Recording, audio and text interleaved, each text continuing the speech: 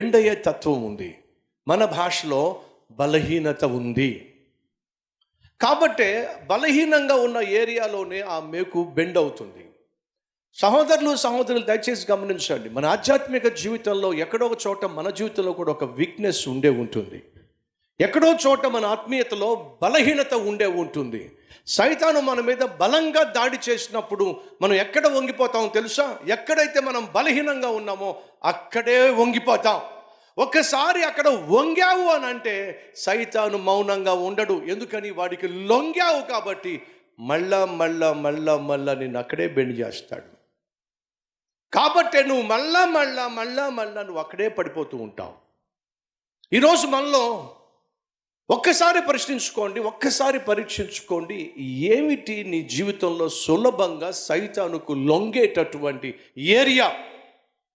ఏ ఏరియాలో